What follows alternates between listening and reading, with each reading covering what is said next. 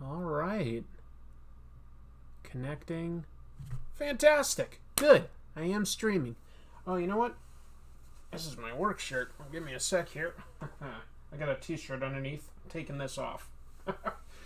This is very impromptu. Hello, everyone. My name's Chris. I'm the host of Comic Tropes. And I just felt like drawing tonight.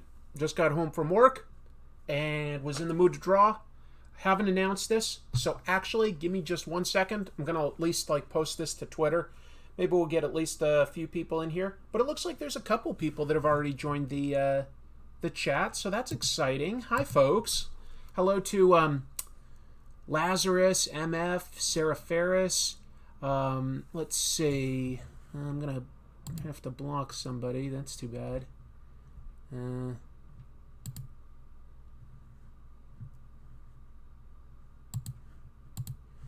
All right, let's see. Ben, Captain Negativity, Metasprite, Rosho Films, Mr. Mando, Iron Shell, Josh Bivens, C, F3R, Robin Stewart. Awesome. Well, that's exciting. Thanks, folks. That means a lot to me that some folks were interested enough to drop in. If you've got a question, about comics or my channel or something like that, feel free to ask, and maybe it'll get a conversation started. If I'm lucky, maybe it'll prompt a story. Hey, Squango Productions with a super chat. Have you read Something is Killing the Children? Not up to date, but yes, I have the first 2 trades, and I've read half of the first one. I liked it so much I instantly bought the second one because I knew I'd want to keep reading it. It's a pretty cool horror book, yeah. So I've just, so far, just sort of lightly sketched out a little bit of a Red Sonja here. I just realized this is zoomed way too far in, so give me a moment. I'm also going to work with my configurations here so that I can zoom out a bit. More like that, I think, would be good. Yeah. Let's see. I'm reading Beta Ray Bill. Love it. Love it. Didn't Hollywood put a black actress to play Red Sonja? Yeah. Hannah... What's her name? Hannah Kamen... I can't remember her full name right now. But you probably have seen her and stuff. She's cool. She played a Dothraki in Game of Thrones. Pretty good practice for somebody like Red Sonja. She was also Ghost in the Ant-Man and the Wasp movie. I think it sounds like a cool idea. Works for me. Just going to post this here. What is your opinion on Department of Truth, speaking of Tinian horror? I only read the first few issues. It was a very cool premise. I just fell out of it. I do plan to probably read it in trade at some point. What are your thoughts on the Marvel movie release dates reveals that got put out recently? Oh, I was excited. I was noticing, though, that they didn't include a couple. Like, Blade, for instance, wasn't mentioned. I hope that doesn't mean anything. Might not. But I was definitely looking forward to Blade. So, live streaming now. Drawing Red Sonja. I'm just telling you what I'm typing to my social media.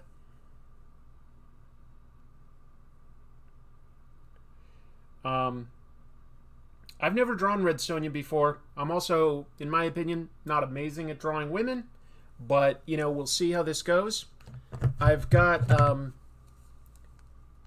Red Sonja 1 from back in, what was this, 1979 or something like that.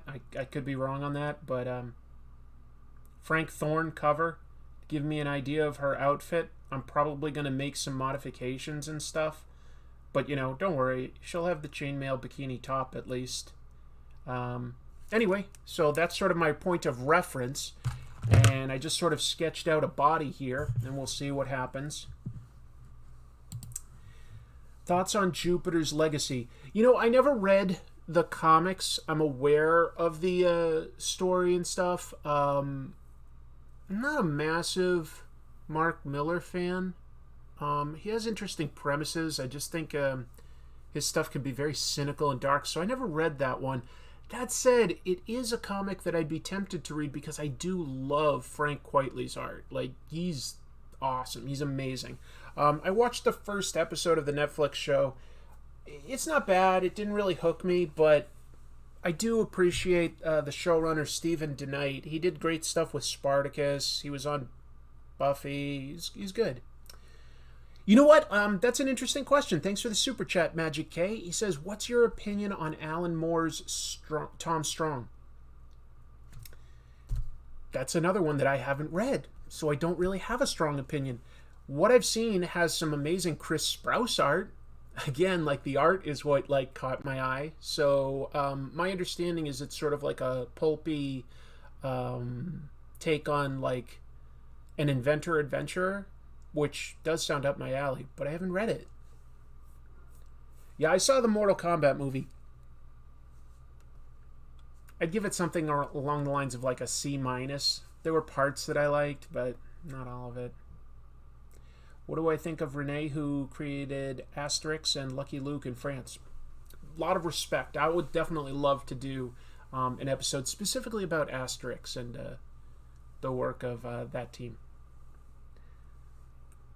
Never heard of Wrong Earth, I'm afraid, but thank you for the recommendation. Blackwashing? I've never really heard of that term. Who cares? I don't, like, she's a completely fictional character made for comic books. Like, she can be whatever. It's a fantasy world with, like, you know, demons and ogres and like snake monsters. I have zero problem with her being any ethnicity. It really doesn't matter at all. Like, it's not important to the character. She comes from a fictional place. Kenny, how are you? One of my coworkers is here. Good to see you, man. I just woke up. I fell asleep as soon as I got home from work. I woke up and I was like, well, now I feel like drawing. Bear with me. I'm going to grab some water.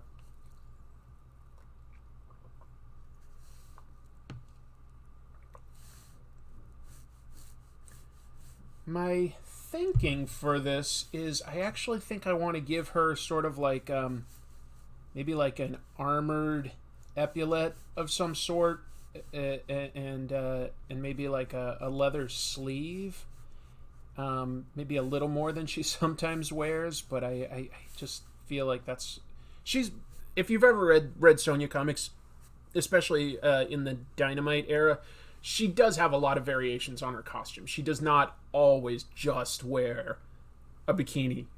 It depends on the environment. She sometimes needs more armor or more protection, etc. Let's see. I have not read Kill 6 Billion Demons. No. I haven't even heard of that one, I have to admit. Let's give her sort of like a big, puffy bit of leather here for her sleeve. Yeah, it'll be like a full glove as well.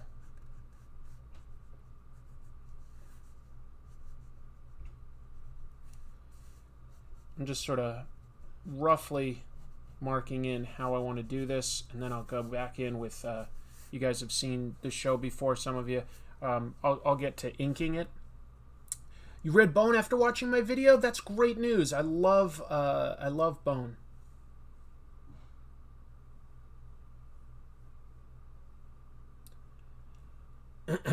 Well, Freelick is having an issue. I guess this person doesn't want like a person of color to play Red Sonja. I think all that matters is that she's a young woman. There's nothing in her fictional fantasy background that needs her to be white. In fact, like, the realms of the comics in the Hyborian Age are, you know, pretty diverse, so it just doesn't matter to me. Yeah, I don't think that's important at all. Isn't it odd to change the race of a character? Not always. I don't think, you know, you have to consider when stuff was made, and then you have to consider what's the essence of a character. a lot of this stuff was created by white guys from like, the 30s through the 70s. And so they were writing kind of what they knew, I guess, which is fair. But sometimes the essence of that character does not dictate that they need to stay white. Because, like, the vast majority of the characters are white. Not necessarily necessary. You can get something else with it. Especially with fantasy, I think you can do anything. But for instance, I look at, like, superheroes and I'm like, Batman. Bruce Wayne, that one would be tougher. I think that, like, someday that could be a character of color, or potentially you could certainly do a mixed character, but he's supposed to come from old money. I do think that that's sort of an important part of his character. I would, if I was writing him, I would keep that, like in an adaptation, I would keep him white.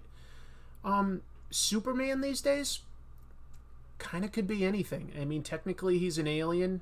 He grew up in the Midwest. I think that it would make enough sense for him to be another character.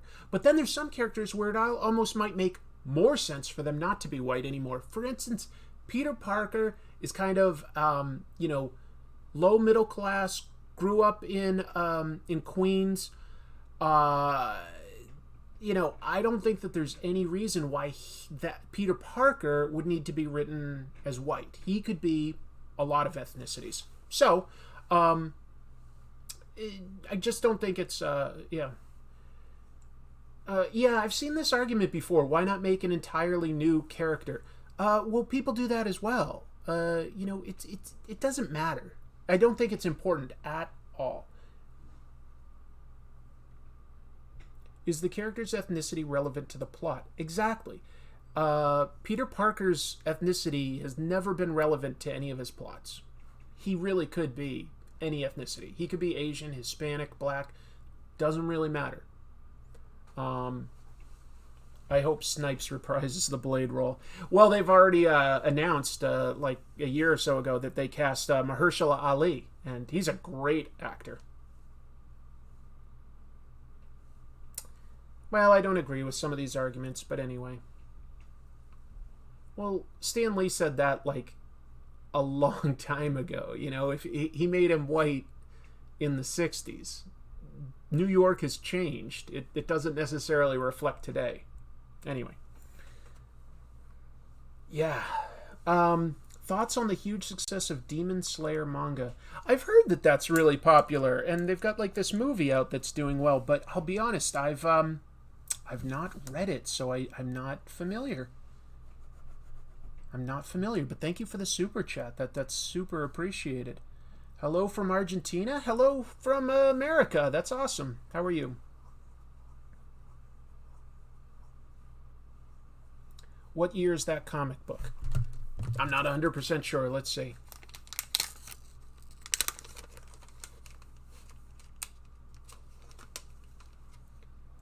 All right, gonna get out a comic book.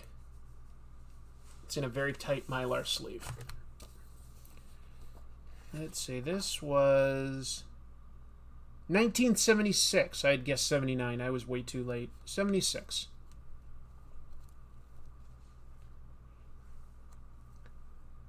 Red Sonja's a cool character. So she's got like this movie that just got announced with a star and a writer and a director, and there's the new Invincible Red Sonja book written by Jimmy Palmiotti and Amanda Connor, and they did great stuff with Harley Quinn. Like, if you watch, the last 2 or 3 movies that Harley Quinn has been in, if you watch her HBO, not HBO, it's on HBO, but what's her series? It's through, is it through, like, the DC app or something? The DC Universe app? Anyway, she's really based on, like, what Palmiotti and Connor did with her.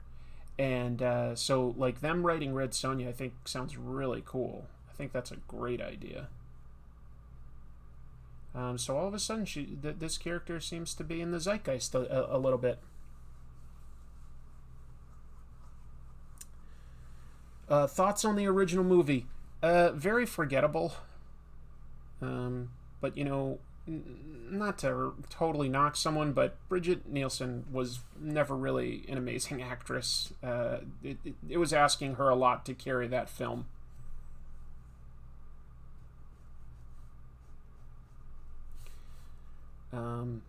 And then you have Arnold Schwarzenegger, but he's not Conan, so it's not my favorite adaptation. No, I'm totally ready for a new one. No, don't know the Red Sonja cosplay you're talking about, Clay. That's interesting. DC Universe isn't around anymore. Oh, okay, I didn't even know that. But I have HBO Max, and the new Harley Quinn show is pretty funny.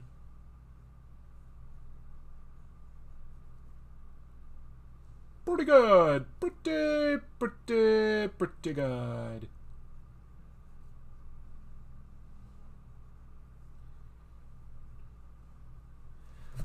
The Harley Quinn show is awesome. Completely reinvents the character. See, and what I'm saying is, if you've read the Palmiotti Connor comics, I wouldn't say it's a complete reinvention. I would say that it takes a lot from their series, especially the relationship she has with Poison Ivy.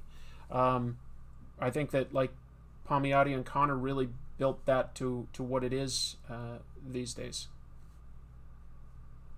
It came from somewhere, and that's, in my opinion, mostly where it came from.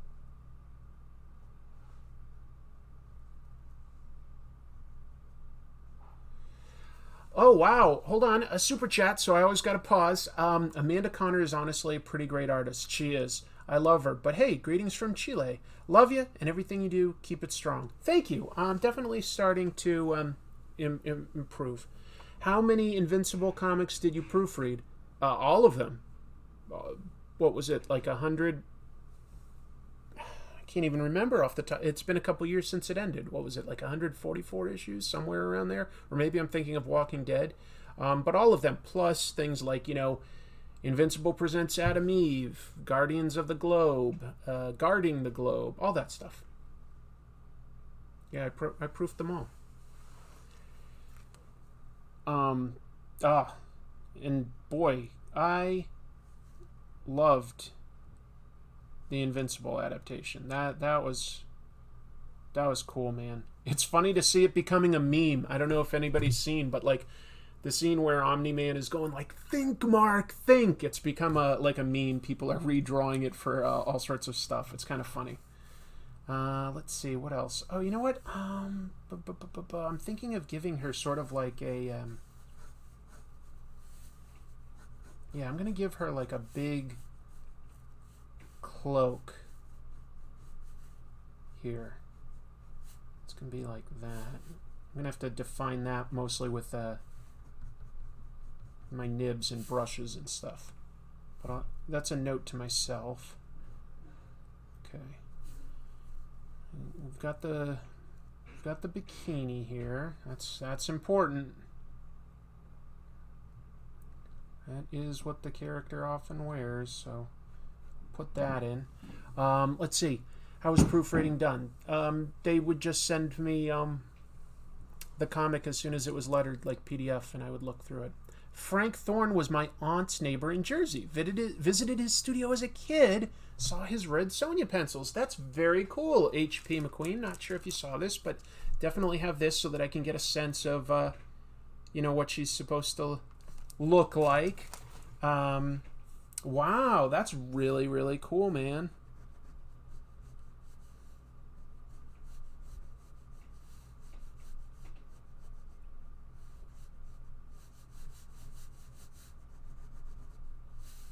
I can't even imagine. Do you like Ben 10? Never seen that one, sorry. Have you ever tried making digital comics? I mean, I've drawn digitally. I've never tried to publish anything digitally. Red Sonja was originally published by Marvel and was connected to Conan. Then Conan went to Dark Horse and then back to Marvel, and Red Sonja stayed at Dynamite. Why? Separate rights. Red Sonja is not... Well, in the Marvel comics, she took place in Conan's continuity, but she's not based on a Robert E. Howard property directly. She's inspired by a couple Robert E. Howard things, but like they recontextualized that, they being Roy Thomas, and I'm trying to remember who drew her first. May have been Barry Windsor Smith in the pages of Conan, but I can't quite remember now. Yeah. Have you ever read Monstrous? Yeah, I read the first trade. It was really good. I should pick that up again. Now, I had a ruler here, and I need it. So where did I put that ruler? Bear with me. Aha. What's your favorite Mortal Kombat character? Do you mean like as a character, or do you mean to play? I'll say that, like, you know, as a character, Johnny Cage is the most, or Kano, one of them are the most entertaining. But to play, I was always pretty good at Sub-Zero, but I also haven't played Mortal Kombat much since the third or fourth one. So, yeah. So, yeah.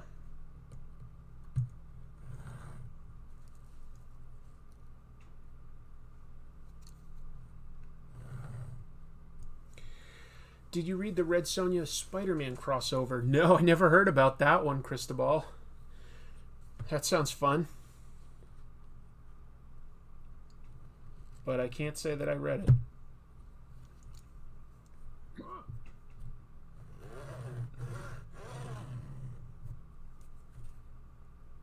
No, didn't quite get that right. Okay, let's see. You know what? Let me just do this.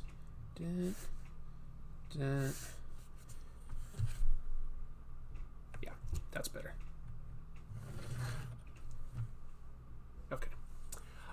Did you ever read Sunglasses After Dark? It's a story about a vampire lady that kills vampires. No, haven't even heard of that one. As an artist yourself, maybe. I mean, I draw. I don't know. What is your opinion on trend for artists to fix other people's work? Is that a trend? I think that, like, saying that you're fixing it is pretty rude. I think you can do a critique if you're going to sort of, like, just sort of sketch out, like, okay, like, show the original and then sort of sketch out what you would have done with, you know, that might be a fair critique. I think criticism is always valid. But if you're going to say that you're fixing it and you're just sort of digitally manipulating parts of it, I think that's a little condescending, especially with the word fix. So I think that's a little rude. When you draw, do you prefer to use long rulers with fixed vanishing points, or do you estimate them via the Brewer method? I prefer long rulers with fixed vanishing points. And the easiest way I've found to do that at this point is to do them in, like, Photoshop and then Lightbox, like the portion that I need, print off in Lightbox. Yes, Sexy Hair Carrion. Or Carrion. I don't know how you'd pronounce Red Sonja's name now that I think of it. Or like her people. I don't know.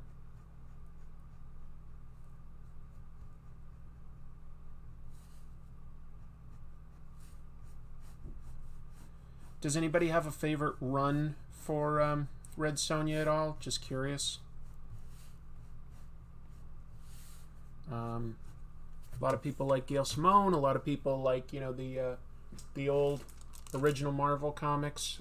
But she's had a lot of different runs, so just curious if anybody's got a favorite run. Do a Stan Lee where he had to put up with Liefeld and Lee. You saying do an episode on like that video that they made back in the day? I just feel like this is giving me a lot of glare. I'm going to turn on the light behind me. I will be right back. Give me 2 seconds. I'm still in the room. I'm just turning on a light. Hopefully now with it backlit, I'm not going to glare quite as... Yeah, that looks so much better, right? Now you can see me a little better. It seemed like my face was like white like a ghost. The Marvel miniseries, only one I own. I get that. Well, let me bust out a brush pen and start committing to some of these lines. I think we're almost there. I'm gonna use actually first technical pen to do some of the facial features. And then I'll go from there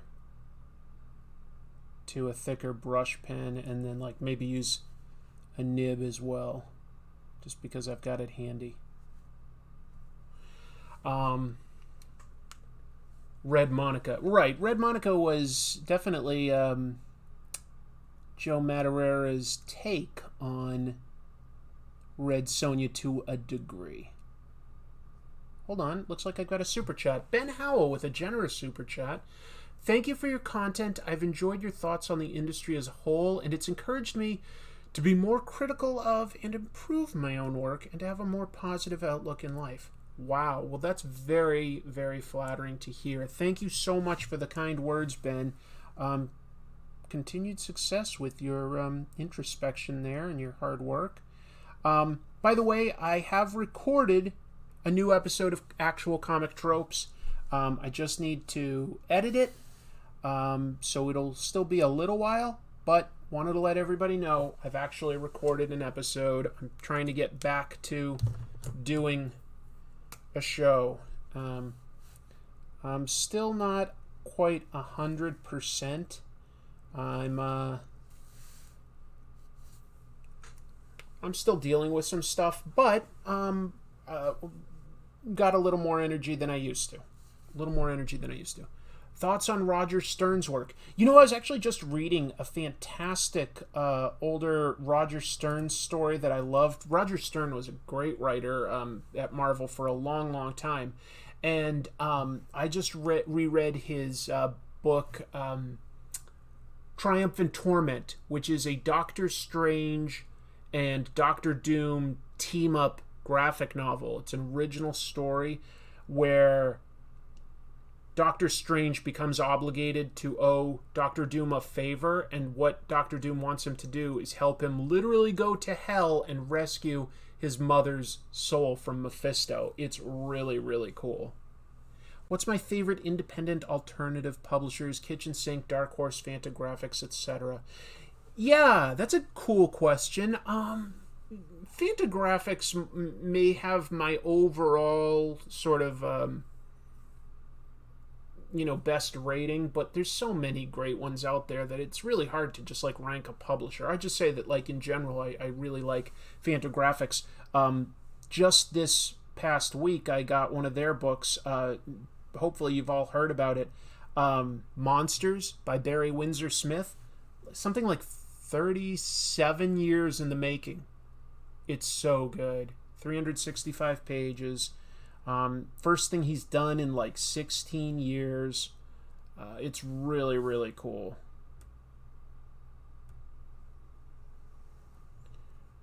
It was originally his idea to have that as a Hulk story, sort of provide the Hulk's origin of being abused as Bruce Banner. And unfortunately, like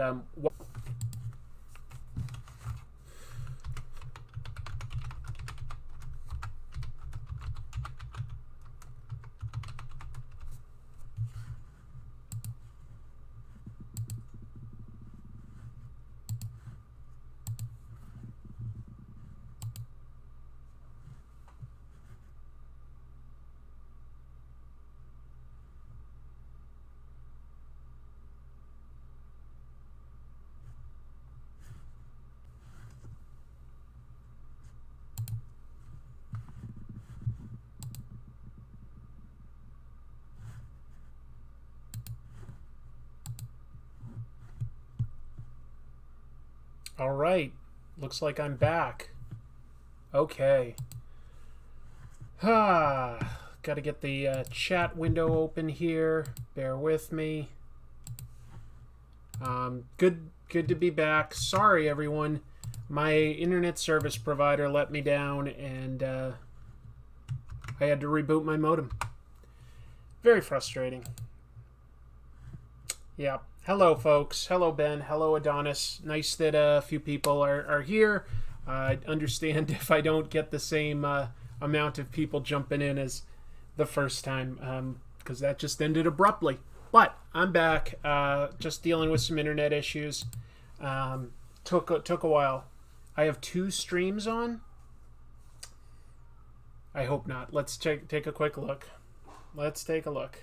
Can you do a video on the gentleman that appeared, Mark Webb, the Amazigh Spider-Man, please? Not quite sure what you mean, Ulysses. Thank you for the welcome back, Nicholas. Thank you very much. Let me check my own channel just to see. Your channel. Does it show?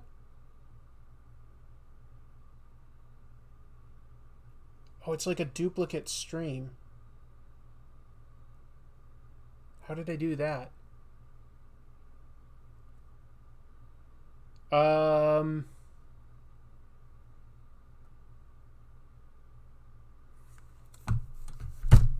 did I do this? My other stream is still live. Okay.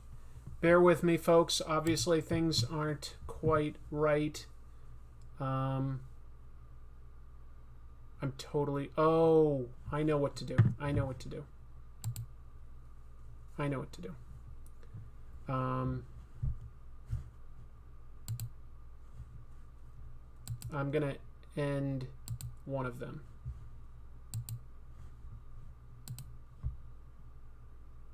I think I'm doing it. Chris, the technical mastermind. Lovely. Live now. That is not what I want to be doing. Oh, how confusing is this? Okay. I think I am now doing just one stream. Yes. I'm just double checking, but it looks like I closed the second one.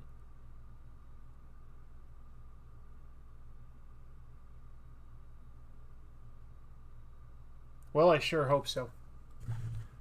Let's see. Are there still folks here? Chat disconnected.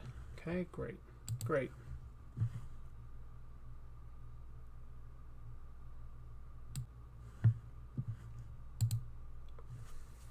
Hi, folks. You had both streams up on two different monitors. Second one is down. I hope the second one is down. This is very confusing. I duplicated a stream key, and it looks like... Oh, sorry. I just realized that I'm not showing the chat. I'm going to just copy that over into my OBS software, so bear with me.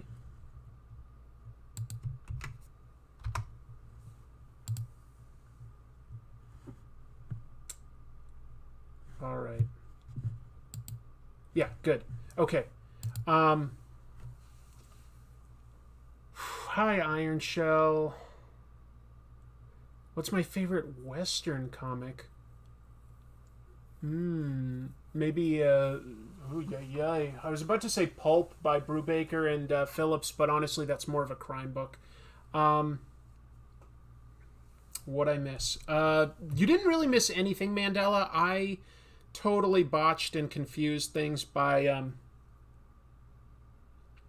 having two streams going at once. I am now down to one, which is what makes sense. Yeah. So, just sort of working on that.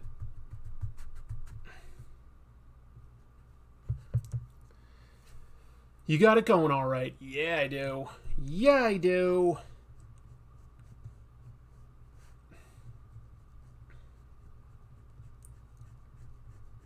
All right, good. What a confusing mess. I am so sorry, everyone, for that bit of weirdness. But we're back, and I'm drawn, and I'm answering questions, and life is good. That's not what I want. There we go. That's what I want. You missed Chris's internet connection having a fit. Pretty much. Yeah. Man. What did we do before we had the internet? It's sometimes honestly hard to remember. But I did grow up without it. But now I feel like I always need it.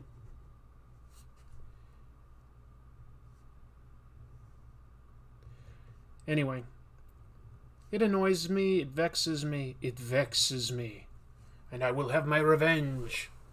It happens, no worries. You guys are kind. You guys are the best. I love the audience that we're building here with comic tropes. That's just fantastic.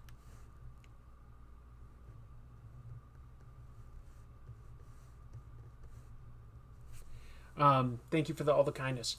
Pick one, Dark Horse Alien or Dark Horse Hellboy. Hellboy, no question. Like Alien, but Hellboy is way more consistent, and I'm a big fan of Mike Mignola's art and storytelling. So, yeah. Glad to see you're feeling better. I am feeling a little better. Showing us your personal collection of comics, maybe graded ones.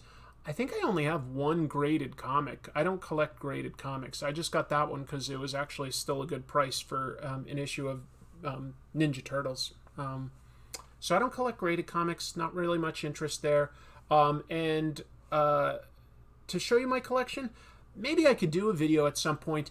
I don't have a lot anymore, just to be clear. At one point I had like about 30 long boxes from my collection. I had a pretty big collection. But 7 years ago I moved across the country and I just decided that it was time to get rid of it. Sort of unburden myself from like a lot of stuff. So I sold and donated a lot of different things. My Transformers and G.I. Joes that I had as a kid, and most of my comics. I did keep some of the stuff that's sentimental to me, either stuff that I maybe worked on or my friends made, or just certain issues that like I really, really liked, like The Tick, Ninja Turtles. I don't know if what other stuff would I have kept? Certain issues of Spider-Man. So it's an interesting question, but unfortunately I don't really have a humongous collection to show you. When I do episodes, if I don't, a lot of times I've already read those comics, but I don't have them anymore, and I buy them digitally so that I can, get screen caps and things like that. So I sort of buy stuff I used to have that's coming back to me. But yeah, not too exciting, I guess. What do you think of Noctera so far? Loving it. Really, really good book. Really exciting. Really exciting. Have I seen Jupiter's Legacy on Netflix? I watched the first episode. It didn't hook me in a big way, but you never know. Like, I might give it another chance later. I never read the comic, so I don't have a good reference point for comparison on that one.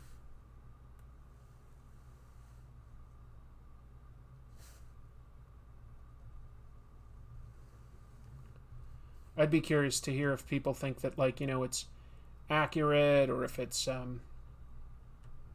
something that, like, they've made some big departures. I really don't know.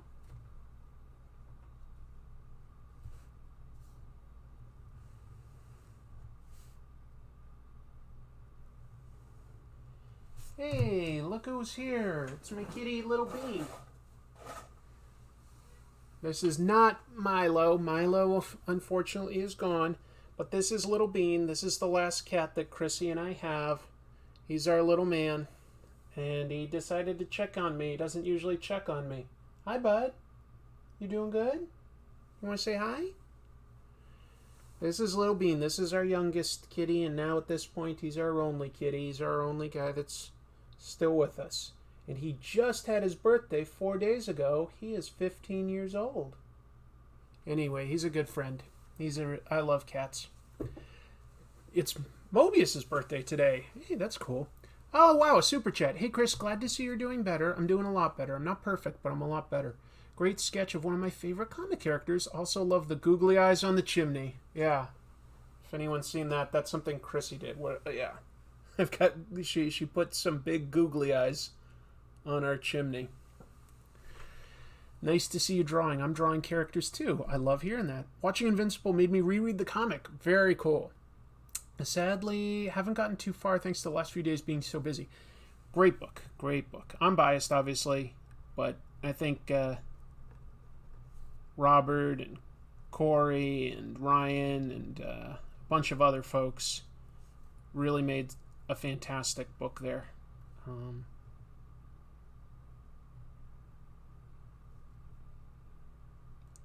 Yeah, I hope the show has made more people potentially check out the Invincible comics for the first time. I think it's something really cool that subverts a lot of comic tropes, and gives you something unique, special, sometimes funny, often heartwarming. Just a great title.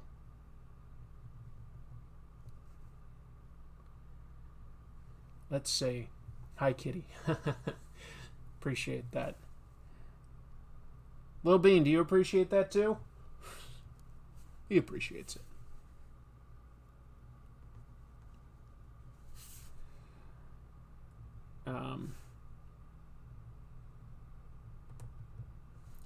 Yeah, I don't know. Now that I don't have Milo anymore, I give some thought to, like, do I want another kitten? Do I want a dog?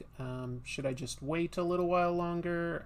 Right now, I'm sort of forcing myself to wait a little longer, because when you lose a pet, you almost, I don't know, if you're really big into pets, you kind of sometimes want to get a replacement right away. It's sort of like something your mind almost does to you, where you're trying to,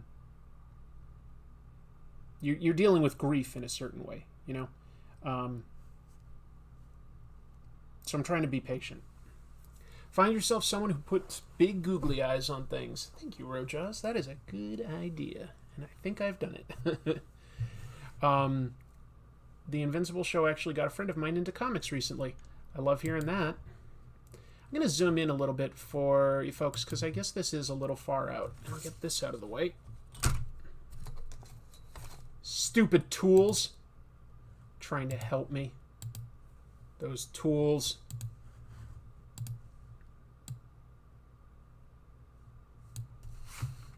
There we go.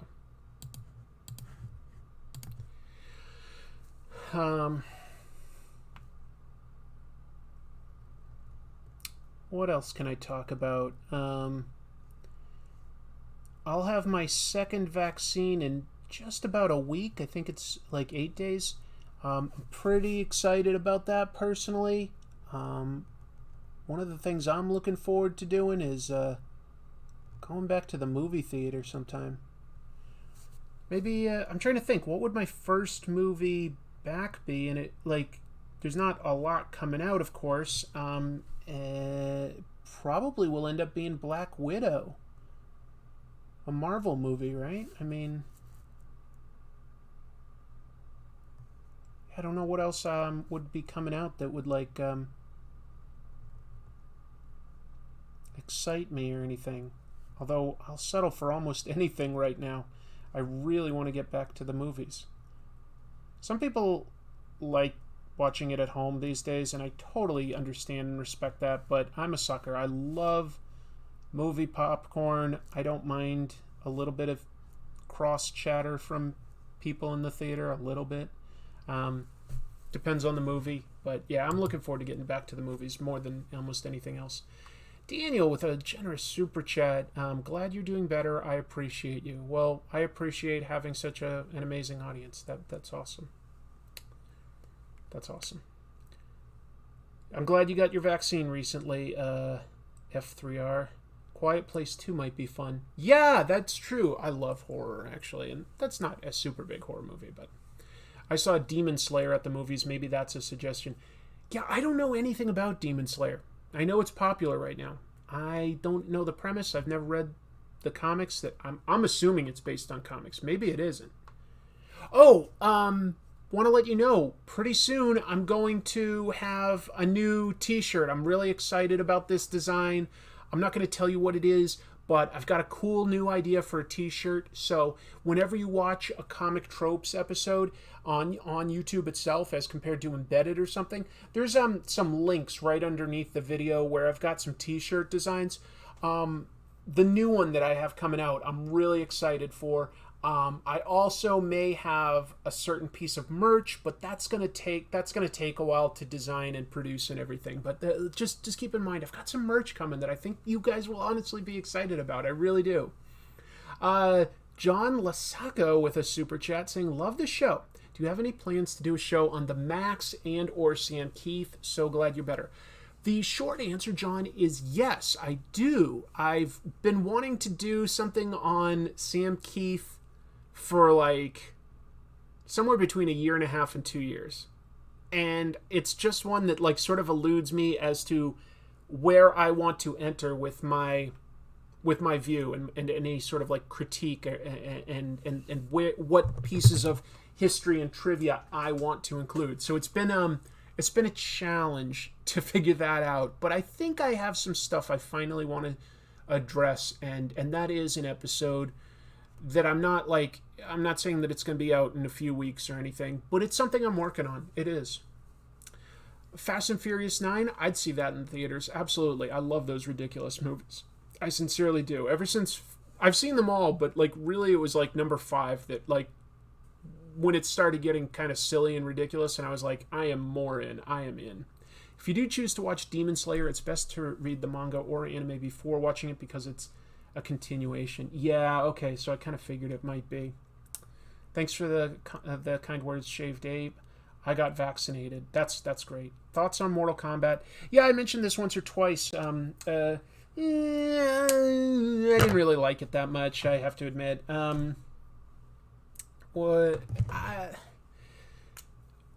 You get a guy like Joe Towson as Sub-Zero. He's a great martial artist. The stuff he did in the raid, he's great. You can tell he's athletic and has good moves and stuff. I don't think that the fight choreography did that much for him. Maybe it's not even the fight choreography now that I think of it so much as maybe the editing. I think that like it cuts a little too much and that the director didn't have... He could do some good action scenes because the first 9-10 minutes or so actually are quite good. But I don't think anything else quite rose to that level, in my opinion. It's not bad. It wasn't bad. I mean, it was goofy, but I don't expect a whole lot out of Mortal Kombat in terms of like, I want this to be like serious. And I don't know what else to say. I didn't think it was great. I wanted to like it more than I did. Thoughts on the Invincible show? Love it. Adore it. Next time I draw, it'll probably be Omni-Man. Yeah. Love Invincible.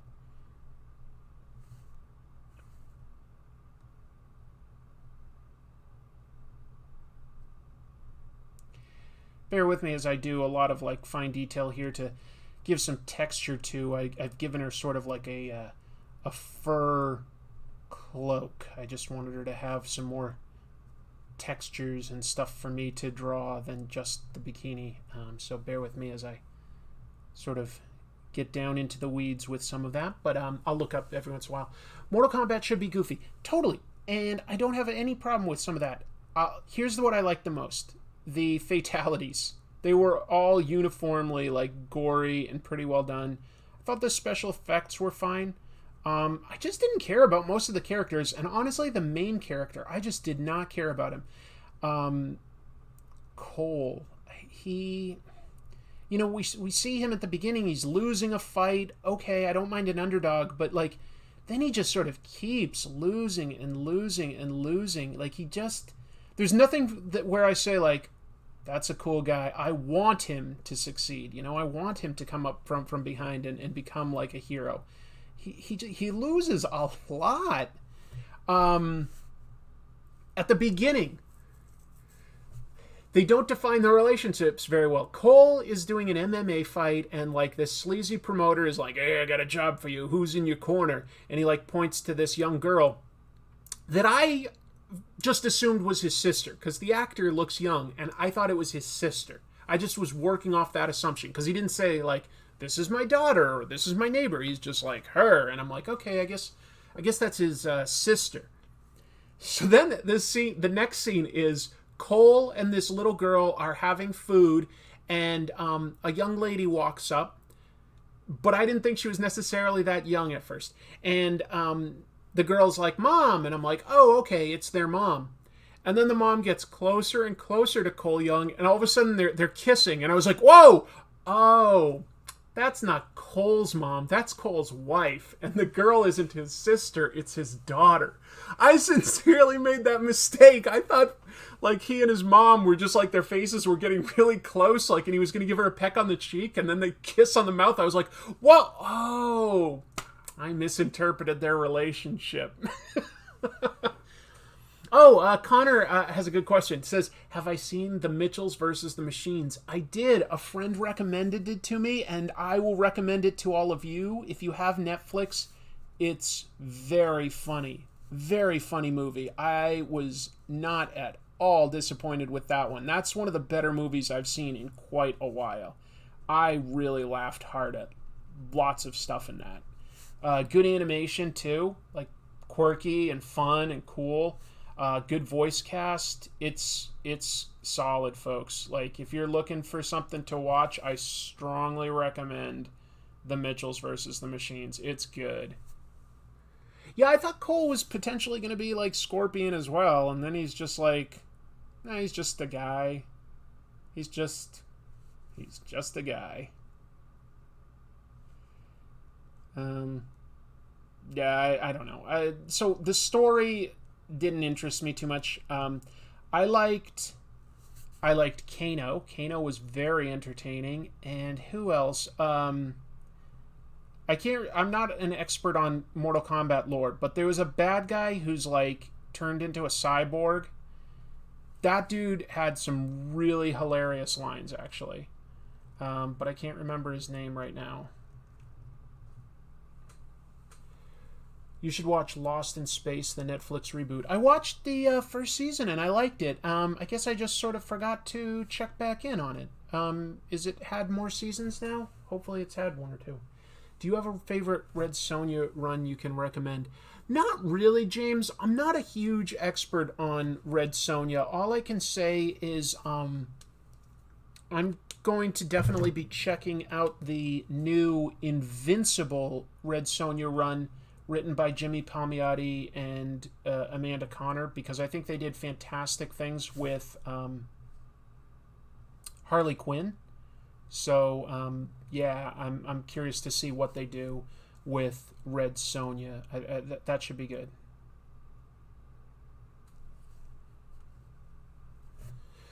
Have you ever heard of Atomic City Tales Go Power? Have not heard of that. Cabal. Yeah. So I liked Kano and Cabal, but it's probably not great when your two favorite characters are like the bad guys, right? Like I should be rooting for Liu Kang and Sonya and Jax, and they were just all like fine. I would say fine. I would say Kung Lao looked cool, but like his delivery was really stiff. I don't know. Maybe that guy's more of a martial artist than an actor, but that was really stiff. James says I liked Gail Simone's run. I know a lot of people did. Like obviously that was a big success. So yeah, a lot of people recommend Gail Simone's run at Diamond.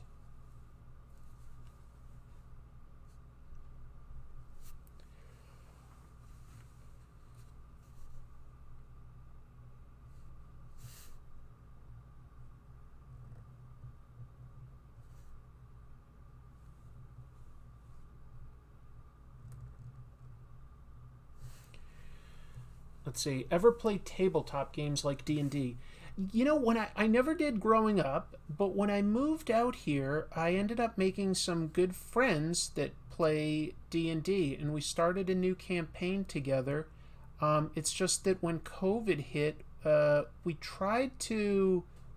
played online about like 3 or 4 times, but it was really hard getting everybody's schedules to line up, and we sort of fell out of doing that. I'd love to get back into it. I wish I did play it as a kid, because I really like role-playing games, it turns out, and I just didn't know that until fairly recently. But yeah, cool stuff. He beat Goro, this 19-time champion, with literal plot armor. Yeah, kind of did, I guess. That's true. Ever read or played Sam and Max. I've read some of the comics. I never did play those games. Now that you mention that, that's too bad. The YouTube channel Cartoonist Kayfabe recently took a look at Purcell's work with Sam and Max. So while I haven't seen that specific episode yet, I definitely have a lot of trust in those guys. I'm sure that they made an entertaining episode. So maybe check that out. Little Bean, what are you doing? My little cat is climbing on a table and pushing some of my stuff around. I'm a little distracted by it, but whatever. He's not going to break anything. He's just making a mess. I haven't read Red Sonja, but I've heard a lot about it. Yeah, I need to learn more too. Gung Lao used his signature teleport once as his introduction. Yeah, it didn't actually look that good either. The special effects on that looked really wonky.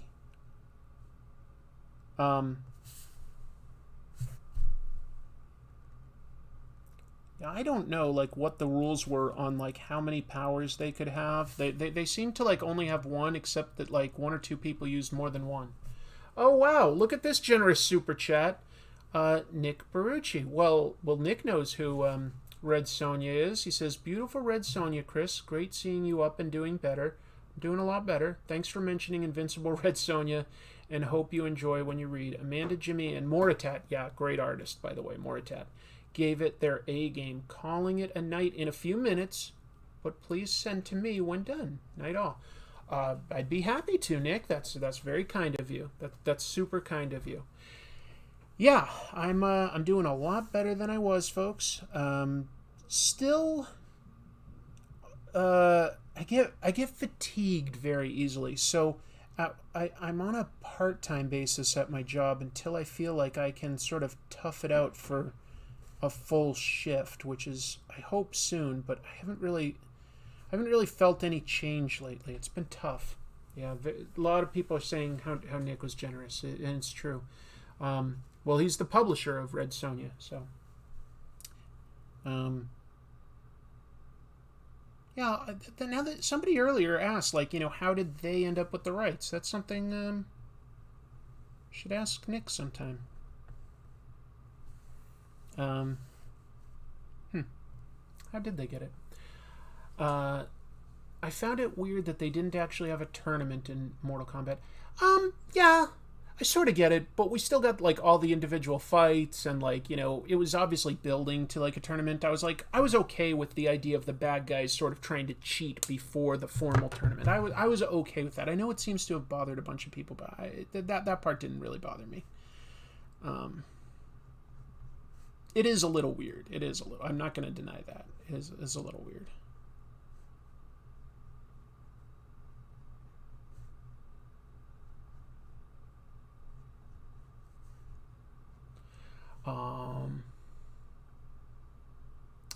Just got my second dose of the vaccine today. Oh, I love hearing that. That's great news. Congratulations. Congrats. I love hearing good news like that. Hold on, my fiance is sending me a quick text. Let's see. Oh. She says that the reason Little Bean is walking around near me is that he's hungry. It's true. It is his dinner time. So she's like, I'll feed him.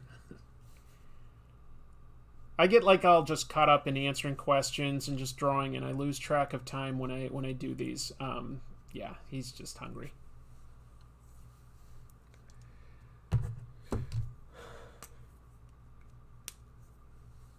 I wish that the Mortal Kombat movie had included Johnny Cage. One of my favorite characters, I think, in the game. He's always been entertaining.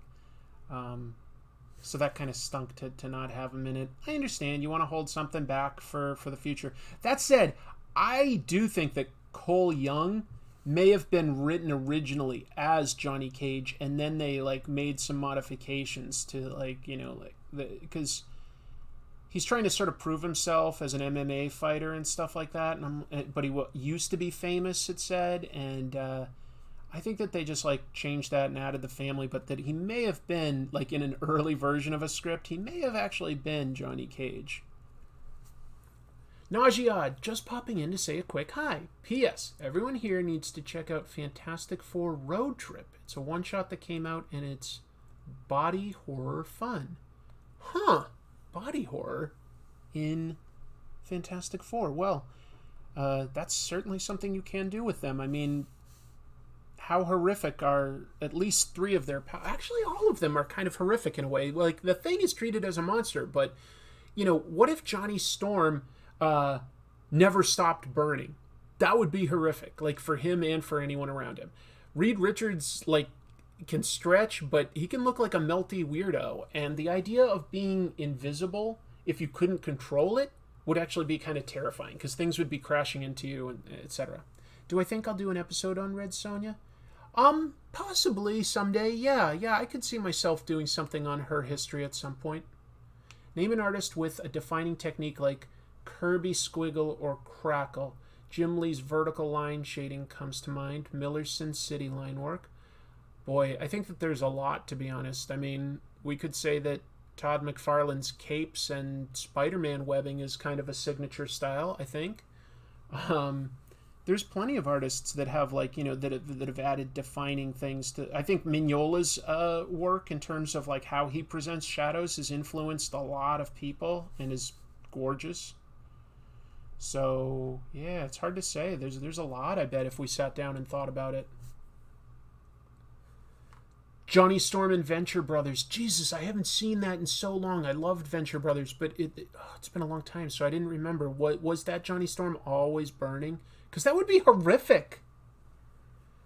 Conan's history. Boy, that would be a multi-part sort of series.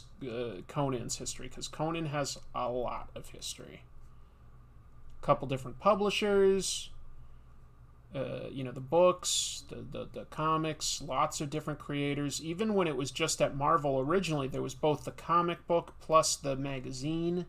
So, like, there's a lot of stuff to go over with Conan. That would be intimidating. You think all this MCU stuff will eventually fatigue the genre and hurt sales?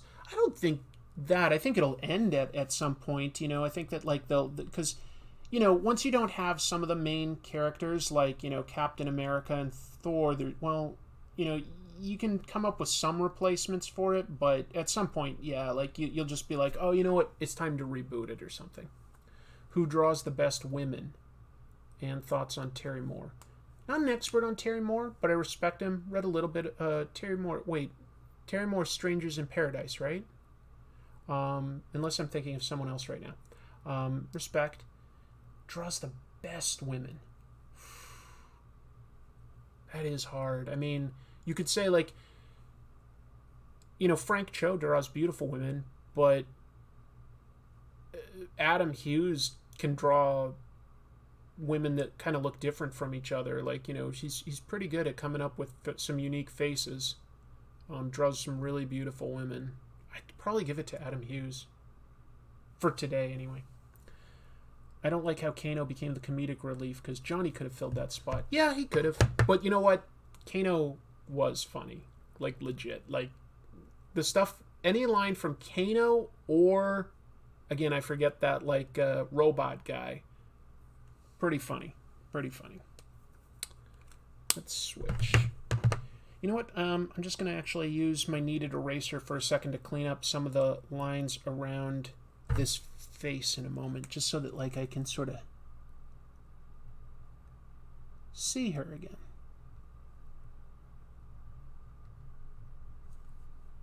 Boy, now I'm almost embarrassed to be drawing Red Sonja since Nick saw it, because, he deals with amazing artists, and it's like, that's tough company to be sort of compared to, if that's what the guy's looking at. Cabal. I can't remember Cabal's name. I just can't. Milo Manara. Yeah, Milo Manara does draw a sexy lady. I do think that they tend to look very same. That said, honestly, I think that's a challenge for any artist. They've got... An artist has a style. And to a degree, that does mean that the people that they draw will look kind of similar. So, I try to cut artists some slack because it's a challenge for every artist, especially when you're working a little faster on things like comic books. Have you read any Junji Ito works? I made an episode about him years ago. So yeah, big fan of Junji Ito. Creepy stuff. Creepy. Great horror stuff.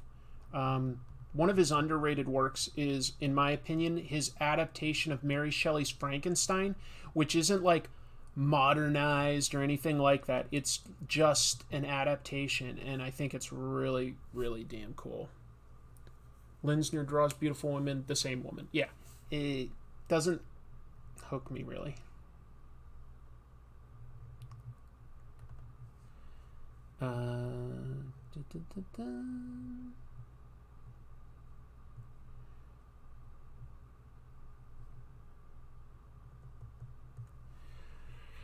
Have you ever read the Martial Law series? Definitely. Yeah, it's been a long time, but definitely I did. Would I ever do an episode about him? Quite possibly. Yeah. Nothing's like off limits, basically, for comic tropes, as long as it's a comic. I could find a way to talk about almost anything, but will I? Well, there's obviously only so much time, so that is the challenge, like figuring out like what is a priority for me. So the next episode I do is I'm excited about it. It's definitely kind of unique, and I think everybody will like it. And then the one after that will be a funny episode of a foreign comic that I read that I just found very, very funny. I can't tell you what it is. I can't bring myself to tell you. I want it to be a surprise. Junji Ito's Frankenstein was one of my favorites. Very cool. How often do artists draw women with big noses? It's a fair point. Like, I don't know off the top of my head, you know. I can't think of somebody that like draws someone with like diverse facial features, including like maybe a big nose. I don't know. I don't know.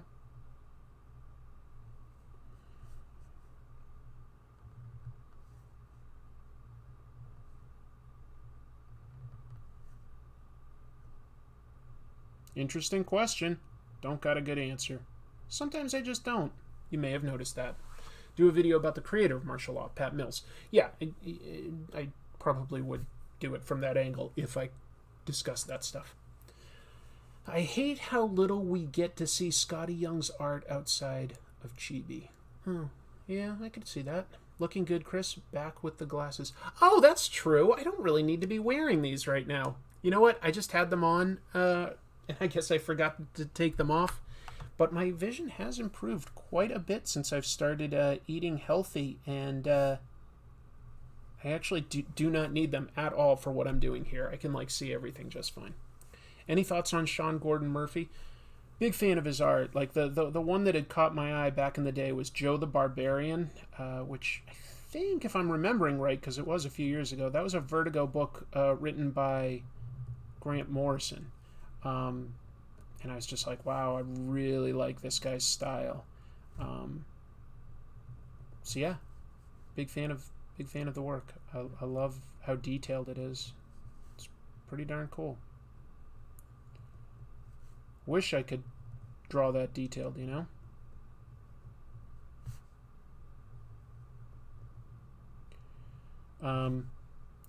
This is a very different type of art style, but I really am enjoying Beta Ray Bill by Daniel Warren Johnson. So I recommend that. And I definitely also recommend Noctera. Boy, that's a cool book. Firepower's been fun. Scumbag's been hilarious. Scumbag's a really good book. I still like Immortal Hulk. That's a good one. Something about Jim Rugg. I missed that question, I guess. Have I ever seen the artwork of Jen Partel? I think I have, but off the top of my head, it's not clicking who that is. But the name sounds very familiar. Sorry. Joel the Geek, hello. Do you ever think we'll go back to the age of campy comics?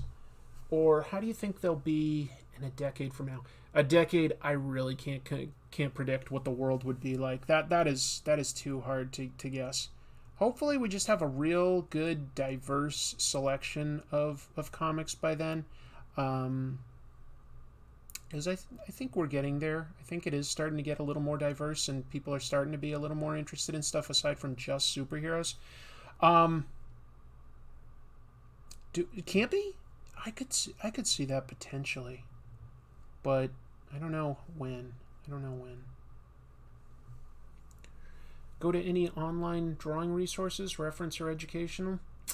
No, I guess I don't. I just sort of doodle for fun on my own. I don't have a recommendation for something like that, but I'm open if anybody in the chat has some good recommendations to hear where's a good place to get some tutorials or reference for drawing.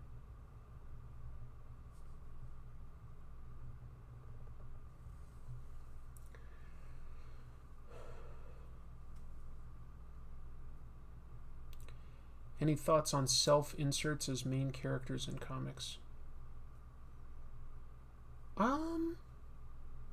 Nothing comes to mind.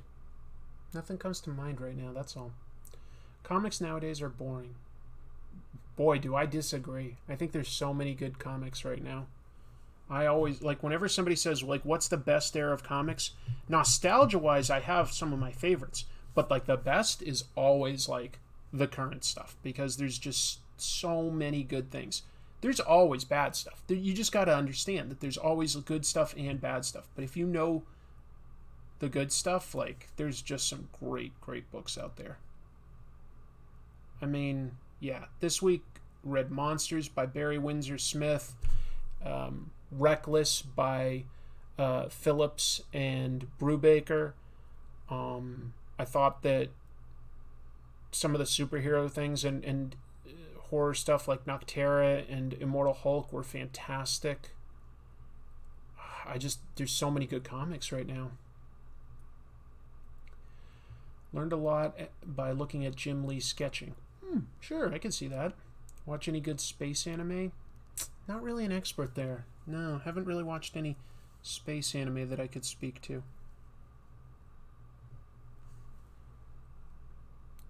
Super Annie has an amazing how to draw book. Oh, okay. That's cool. If I were to sit down and do what you were doing, inking and such, what would I get and how much would it cost?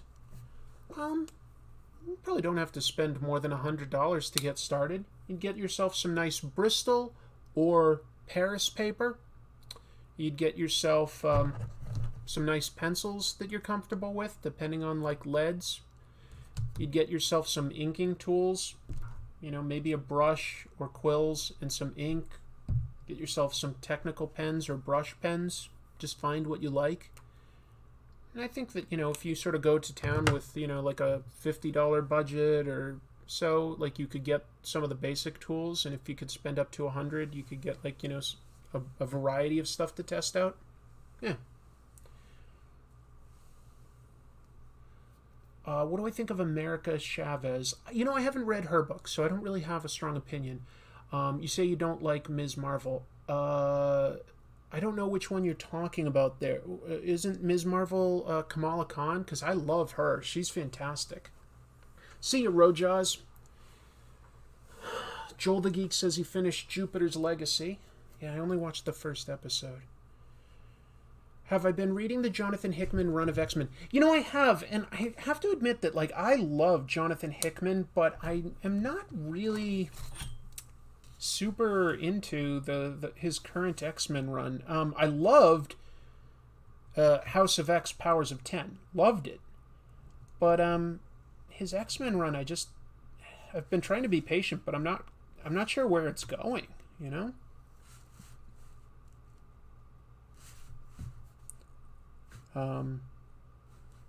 I've been trying to be patient because a lot of his comics have built to something amazing.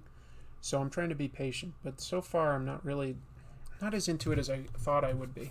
I thought I'd be really, really into it. Thanks, Bluesy Diamond. I'll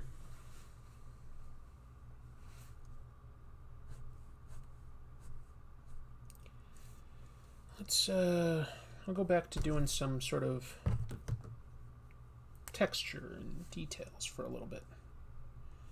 Let's see if I can answer some more questions. Geez, I'm sorry I don't have more of stories or anything right now today. This was really impromptu deciding to do this.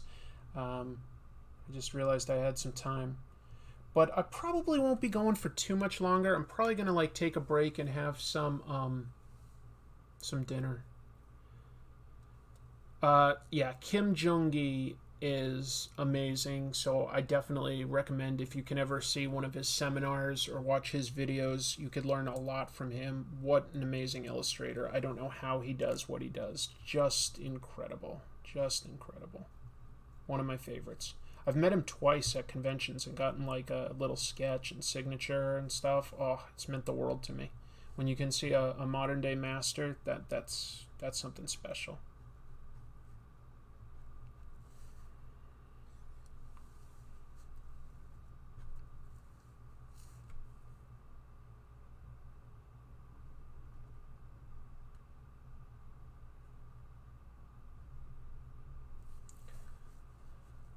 Who would you consider a modern day master? Somebody whose work is just, basically beyond reproach. I don't know. Kim Jong-il is up there, though. I think DC is doing a good move in trying to retire Clark as Superman, but at the same time give him a definite conclusion. I mean, at some point they'll bring him back, but yeah, it's time to do something a little new. Keep Superman, but retire Clark. Yeah, makes all the sense in the world.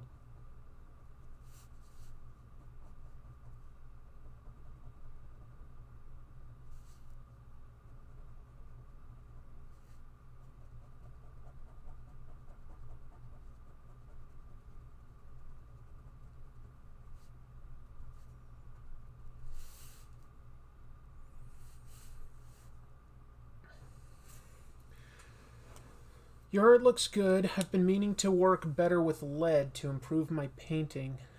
Inking seems to be a big step for me. The more permanent mark making scares me a little. It can scare me too, but I just try to remind myself that I'm kind of doing this for fun. It's not for anything, and that kind of can reduce some of the pressure. Kim Jong-il is amazing. He really is. He really is. He's just amazing. Just amazing.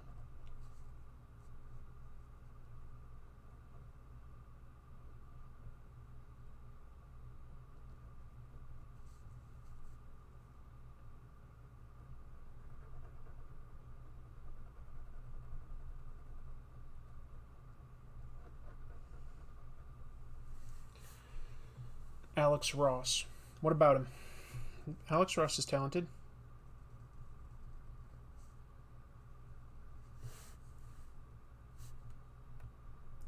My friend John actually grew up with Alex Ross, or as he was known then, Nelson.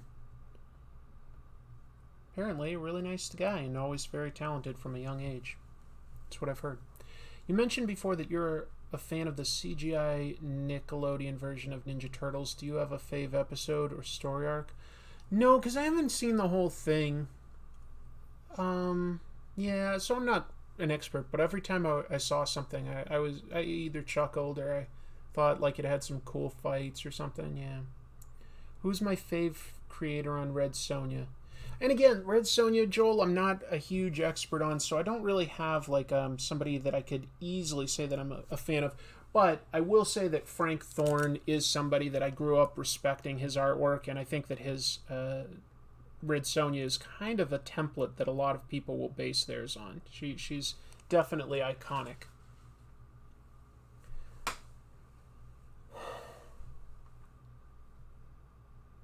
A Marvel Legends X Statics line. Oh, that would be fun, wouldn't it? I don't collect those, but yeah, if they haven't made those characters yet, that's a great idea. I love X Statics. And apparently it's coming back with the original creators, Milligan and Allred. I can't wait to see what they have to say with those characters in this new day and age.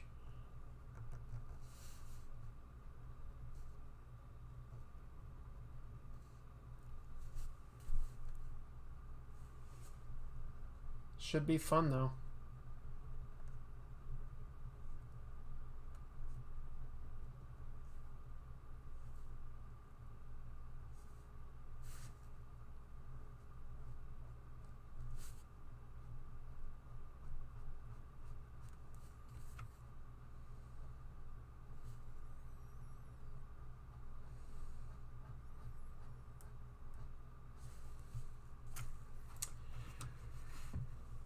What's your most anticipated MCU Phase 5 film?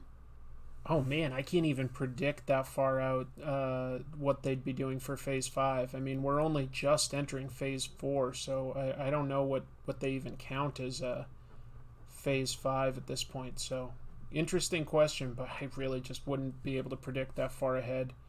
Like, I would never have guessed that they'd be doing Eternals, you know? Have to admit, not a huge fan of Eternals, even though I love Jack Kirby. Just Eternals never really clicked with me in a big way.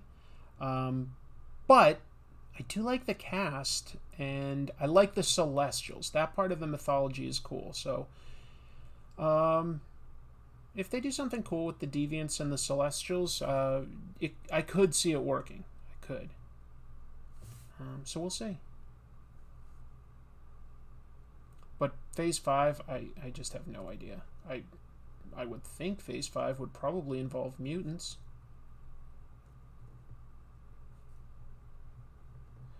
The only Phase 5 announced is Blade. Oh, okay. They need to consider recasting Black Panther. You know, I think I would have, but I understand that they want to be respectful to Chadwick Boseman, and he did do a fantastic job. He really did. So we'll see what they come up with for sort of the world of Black Panther without Black Panther. It's very hard to predict what that story is, but obviously they have an idea, so I'm going to wait and see what that idea is, and then I can make judgments.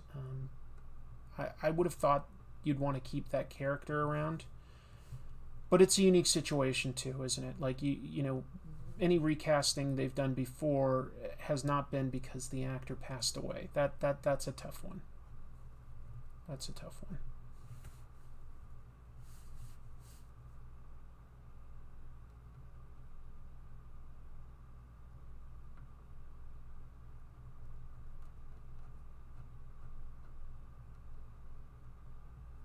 Sorry, what other questions? Phase 5 will probably be them arriving in this universe with the last Arthur and the Invisible movie. I don't quite get that. Yeah, sorry, I didn't get that one. Whoever this Red Sonja character is, she's looking good. Well, you can just Google her. She's been around since the mid-70s. Roy Thomas created her for his Marvel Conan comics. And yeah, she's basically like the best swords person in the world. Like, can definitely take on Conan. And she's an adventurer. And she's hunting down the people that killed her family. That's what she's out in the world for. To hunt the bandits, essentially, that came and killed her family.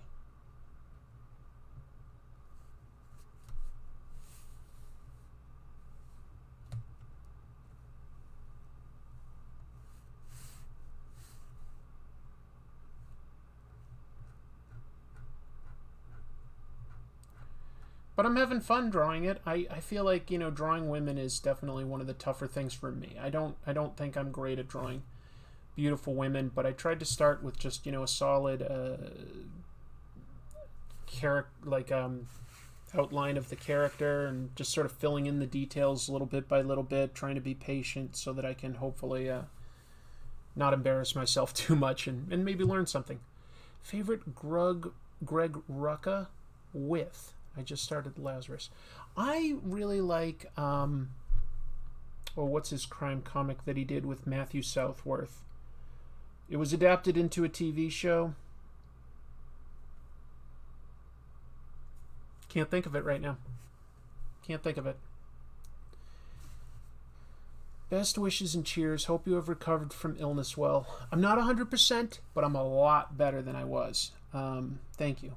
Appreciate the kind words. That means a lot to me. It really does.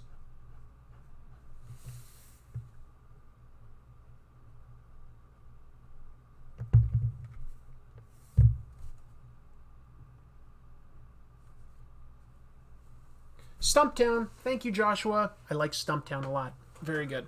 Stumptown. Oh, Cameron also said it. Give you credit too. Yep. Good, good, good. You guys are on top of it. I can make as many mistakes as I want. Someone in the chat will correct me. So I've been obviously like away sick, you know, haven't been creating as much content. What have you guys been filling your time with in terms of like YouTube? Like, tell me, like, what's good out there? What were you watching while I haven't really been able to create content? Always curious what other good shows and content are out there.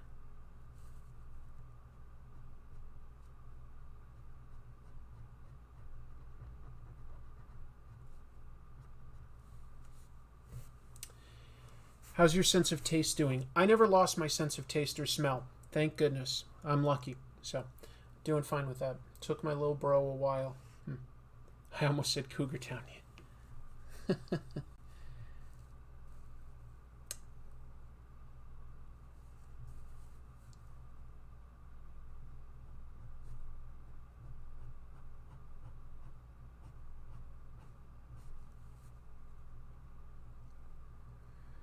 Just seeing Token Drew. Is that a YouTube channel? Is that what you're saying? Don't know that one. Don't know that one. Is it about comics or something else?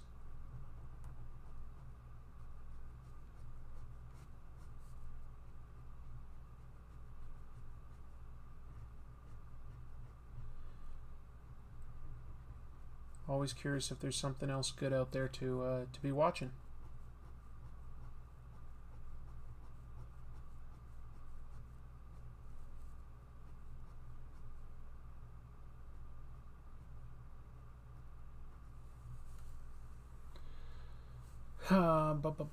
I've been watching a lot of a show called Talking About Tapes on Hack the Movies. I saw one of those. I think I watched the one on Friday the 13th. Those are the guys that are like all pals with James Rolfe, right? Yeah, I'm pretty sure I'm remembering right that's who those guys are.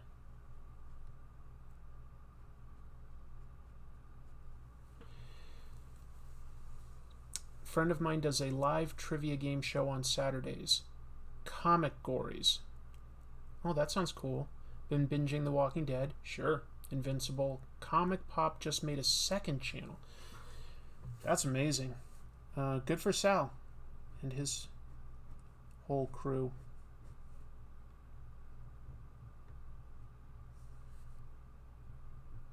I should go back on his show sometime, huh? He's a nice gentleman.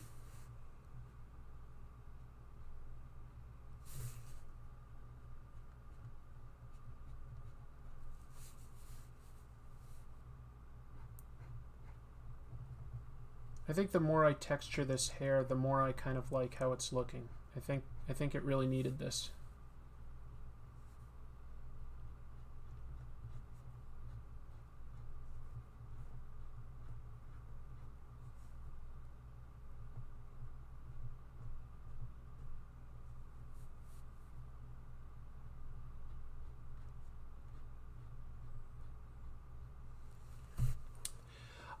I have read East of West by Hickman. Very cool, very epic, very, very cool and emotional.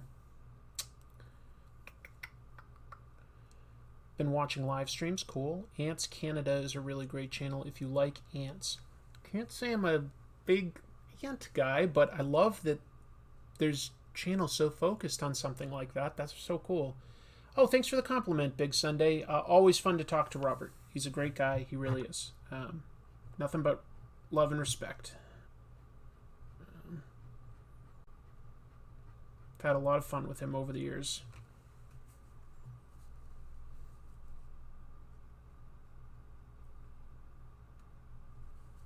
and he certainly earned his success. He also tends to watch out for a lot of the guys that have worked with him, making sure that they keep busy with work. So I always appreciate that. What are some good Red Sonja comics to check out? People say that the Gail Simone reboot from like about 2014 through Dynamite Comics was like a really good starting point. So I think that those are collected in trade paperbacks. Have I read Once in Future? No, I don't know what that is. Sorry. I don't know Once in Future, Joel. You've never read anything by Will Eisner, AASQUITH25, which is, I assume, how we're supposed to pronounce your name. Yes. His spirit is very interesting. There's a lot of collections. Don't really need to start anywhere specific. It's not that continuity heavy or anything like that. Just a lot of different adventures. He's also done a number of original graphic novels that tell shorter stories. A Contract with God, pretty important. The Dreamer is also good. What else is good? I want to say that there's one called like Tenement. Yeah, so I would look for some of his, just like, and honestly, you can't go wrong with Will Eisner. You just can't, so don't worry. You won't make a mistake.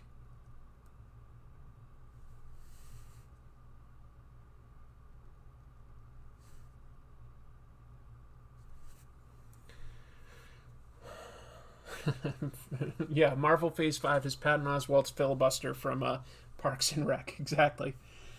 We're a lot closer to that than when they made that joke. Disney didn't own Marvel and Star Wars and everything, I don't think. So that is funny how we've come like to a point where that could theoretically happen. That's kind of funny.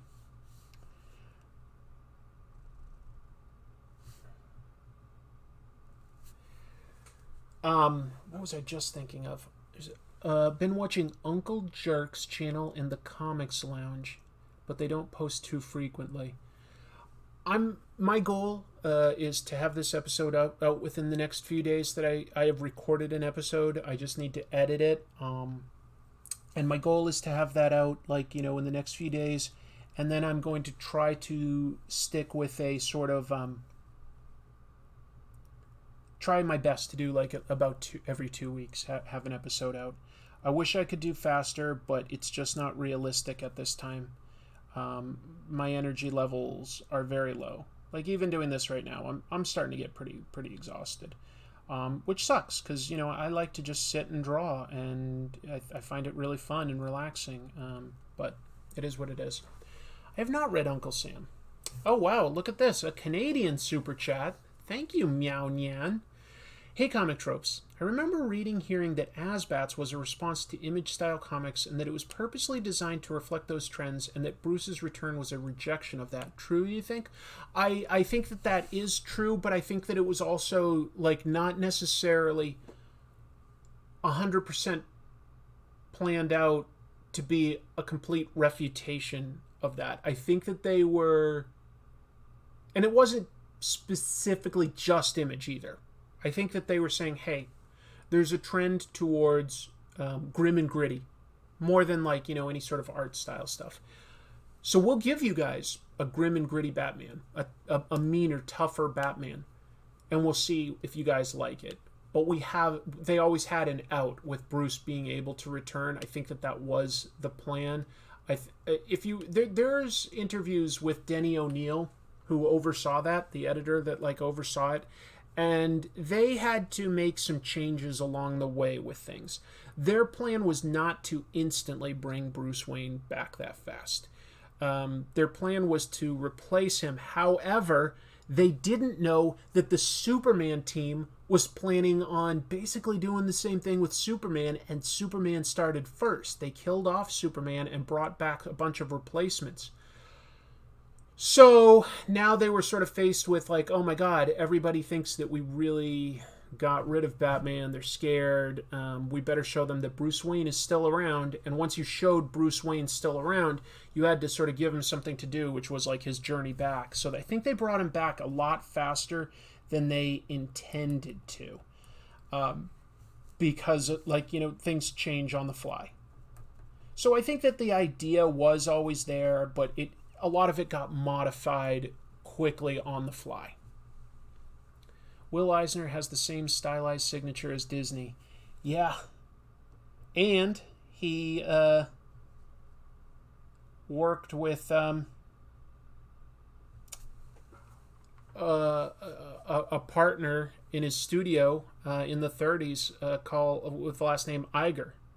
And there was an Eisner and Iger running Disney in recent years. It was just kind of a funny coincidence.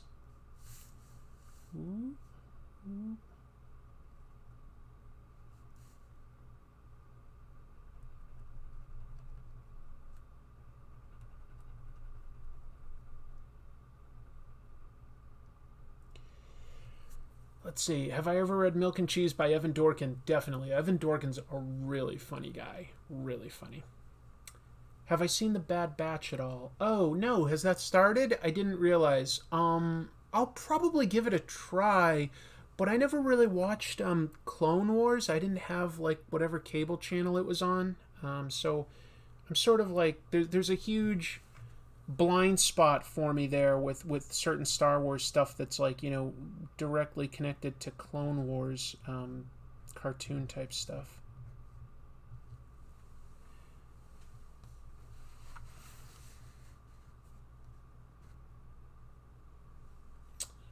Do I like Bridget Nielsen's portrayal of Red Sonja?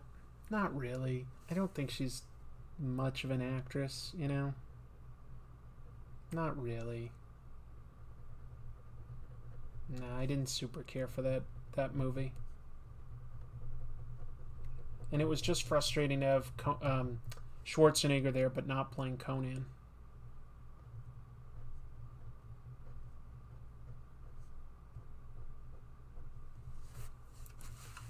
Thanks for the response. Well, thanks for the super chat. Very generous of you. It's 2 episodes in already. When Disney buys Marvel, I'm calling it there will never be a Batman movie again. Disney did buy Marvel. So I'm not sure what you quite mean by that.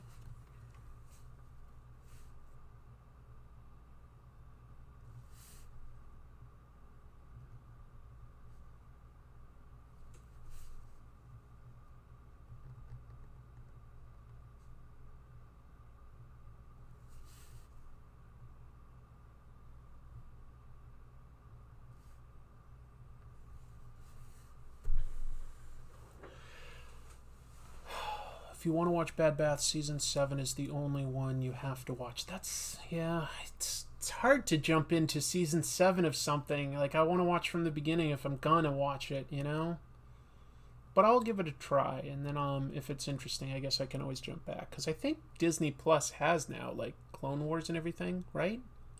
Do you think there's ever been a promotional comic that's actually served a good purpose, like legitimately gotten people into their product? That is a really good question. Has there ever been sort of a successful or well-done promotional comic? The reason I find promotional comics funny is because it's almost always the answer is no. Like the other day, I came across the fact that 10 years ago, Subway, the sandwich chain, made a comic with the Justice League where Jared Fogle teams up and helps them out. Ouch, that didn't age well. The Batman OnStar commercials. Well, that's a commercial, though, not a comic. Oh, they did make comic books. The Batman OnStar commercials. You know what? OnStar was successful, and those commercials helped it. I don't think the comic helped it. The comic was terrible. I review that in an episode. I totally forgot. But, yeah, I had an episode about, like, the 5 worst promotional comics, I want to say. Probably not a great title, so probably not a lot of people have seen it, but I did make such an episode.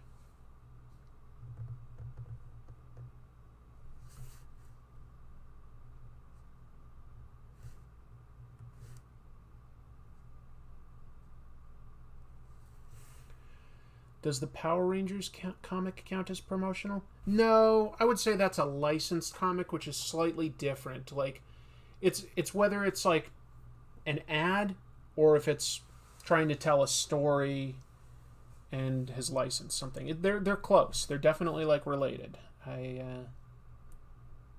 There's a fine line somewhere, but I would call the Power Rangers a licensed comic. Remember Daredevil warning about solvent fumes?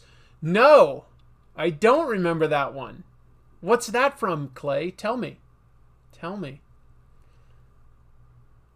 I think somebody asked if I've read Monstrous. I've read some of it. I would definitely consider talking about it for an episode at some point. Yeah.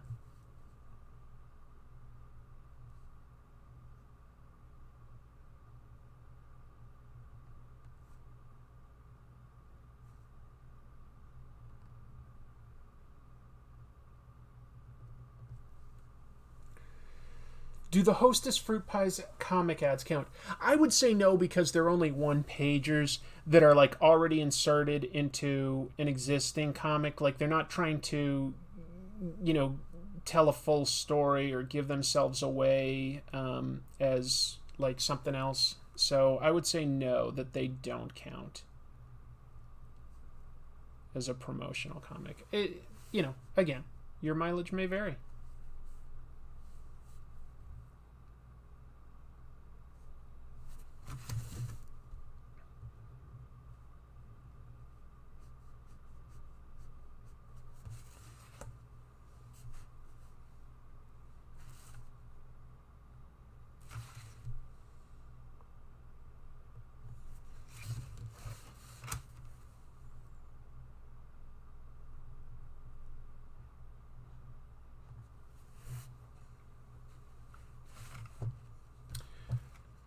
Just joined. The hair looks super shiny. The irises look overdrawn.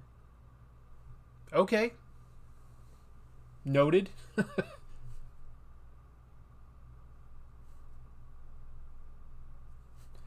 All I can say is I don't present myself as a professional, just somebody that loves to draw, trying to get better. I hear what you have to say. The hair was meant to look super shiny, so I'm fine with that. I like how this looks. The irises being too big? Maybe.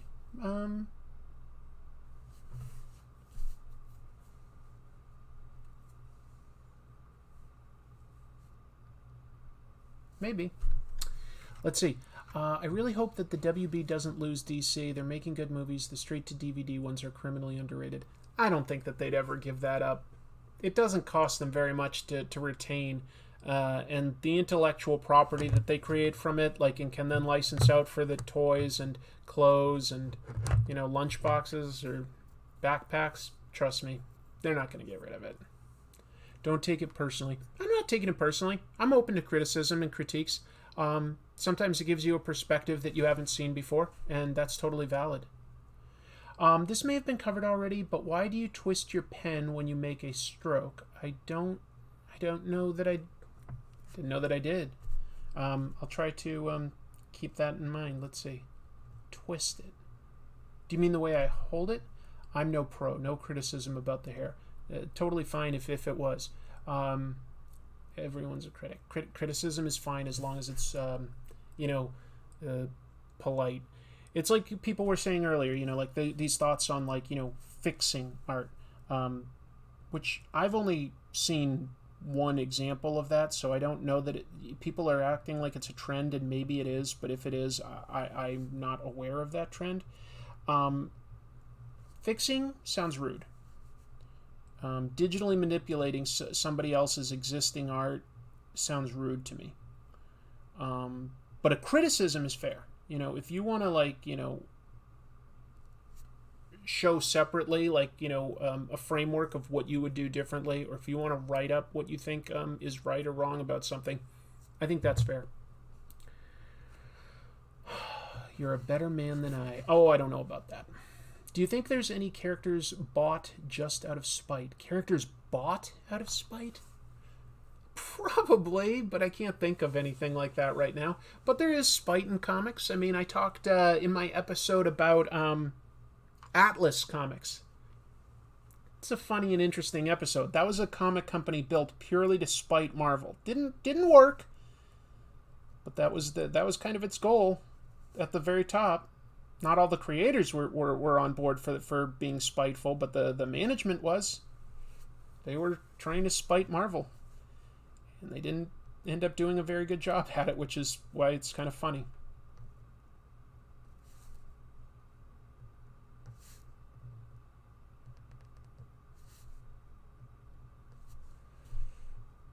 So yeah, there's spite in comics. I did that episode about caricatures in comics, where people have like caricatured actual pros, like other professionals have caricatured pros. Professionals. Jeez. Steve Sorensen says, "Buy yourself a Mountain Dew Slurpee, my friend." Well, Steve, that's super generous of you and funny. These days, I'm eating and drinking super healthy.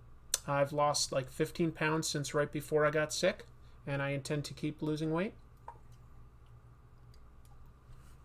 No sugar anymore. The only stuff I drink is basically water or maybe low sodium V8. I've been really good about that for the last 6 or 7 weeks. I count my carbs and my calories. So no more bread. Like I don't have sandwiches or something. Can have meat, can have veggies. I can have I can cheat a little bit. Like if I wanted to have, say, some Popeye's chicken tenders, that's technically breading. I'd be able to have that for dinner as long as I was really good and diligent about the carbs for the rest of the day. But this is all just to say, a Mountain Dew, I don't drink it anymore. But that $2 could buy me a V8, a bottle of V8. So thank you. Yeah, the one where I talk about Tiger Man. Universal Studios got pissed with Warner Brothers asking too much royalties and bought the rights for King Features comics. So there you go. Yeah. Congrats on losing weight. Good luck to you. Well, I want to lose a lot more. I want to lose a lot more. But got a ways to go to get to where I want to be. But I think I can do it. I think things are going well there.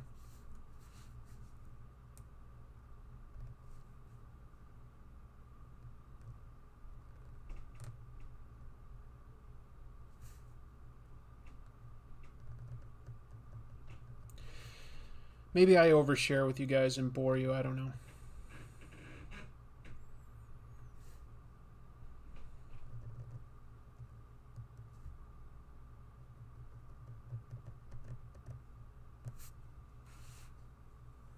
Good on you for the health changes. Have a good night. I need to get some dinner. I need to get some dinner soon. Oh, I keep putting it off because I'm having fun drawing and chatting with all of you, and that's sincere. I really am having a good time. I should probably... Obviously, I'm not going to be able to quite wrap this whole drawing up tonight. There's a lot more that would be needed for it to be complete. But I still want to get a little more of it done. Just give me a minute here. Didn't Neil Gaiman sell Angela out of spite? I'm not sure. That's an interesting question. I don't think he necessarily did. I think it was just the right business move. Like, he didn't really have any big plans for Angela. He owned it, but he didn't really have any plans, so I think he's just like, yeah, okay, Marvel's giving me the best deal. I wouldn't be surprised, by the way, if we see Angela pop up in the next Thor movie, Thor Love and Thunder. I wouldn't be surprised. We are not bored. You're sweet. Get an air fryer. I have an air fryer. I won an air fryer at one of my office Christmas parties. They tend to have, giveaways and stuff, and we won an air fryer. Wait. No, my friend, my coworker won the air fryer, and we thought it looked cool, so we bought an air fryer. But we have an air fryer. Mountain Dew, more like Mountain Don't. Yeah, I love Mountain Dew. I just will say that right now. I love it. I don't drink it at all for probably almost 2 years now. But it hurt me bad. I was drinking too much of it, and I became diabetic, and it sucks because you can't get undiabetic, but you can keep it right where it is and still be perfectly healthy. And that's a big part of why I'm eating healthy now and being really, really serious and diligent about it, is I just don't want to like damage my body. Once you're diabetic, you can like damage your internal organs if you just sort of eat whatever you want to eat. I used to drink it like crazy. It's true. It's true. Her chest isn't big enough.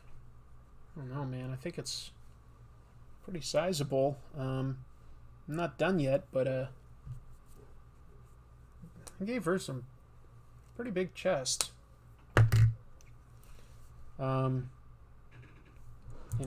Too big and you go just straight into porn star and you're like, well, how could she ever be a warrior?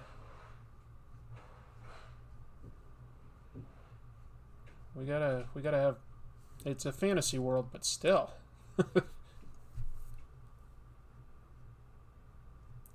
I mean, come on.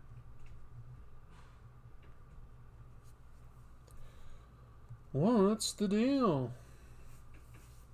How do you think they'll implement Adam Warlock in the MCU? You know, at this point, I'm not sure that they will. He could be in Volume 3 of Guardians of the Galaxy, and if they do, then that's cool, and there's, like, places to go with maybe future Guardians of the Galaxy movies with him instead of Star-Lord at the front. But, you know, he's got such a tight relationship with Thanos, and I don't think that they're going to bring Thanos back. I'm not sure if it's worth bringing in Adam Warlock at this point. Oatcase? I don't know Oatcase. Pretty sizable sounds like Spock trying to describe human mating. My style seems all red-esque. That's interesting, Todd. Not intentional, but I'll definitely take it. I love Mike Allred. I guess I could see a little of what I've done like here with the hair. Although now that I look at it, I gave her such a big poofy piece here. I need to balance it out with some more hair in the back almost. Jeez. Todd Klein. There's a famous letterer named Todd Klein, by the way. You share a name with an amazing letterer. Created many great fonts, worked on a lot of amazing titles. I love good lettering. I love good lettering. You guys know that if you've ever seen my episode on lettering. There's some good ones out there. But Todd Klein and John Workman are two of my favorites. There's others. I like Russ Wooten. He does a lot of really good stuff because he comes up with different fonts and even balloons and stuff depending on the type of book he's working on. Did you grow up on Adam West Batman? I grew up on Adam West Batman reruns. Oh my god. As a kid, I thought that the Adam West Batman stuff was cool and exciting. It was colorful, it had action, it had colorful supervillains. Great show. As an adult, all of a sudden I'm like, oh my god, this show is hilarious. I love it. I love it. I have no complaints about it. What was the comic you lettered? Relatively recently. It's called Loxor, which you can buy on the... you can get it on Amazon. You can get it on the Marcosia website. I'll write it out so that you can just see what I'm talking about. Let me just get a piece of paper here.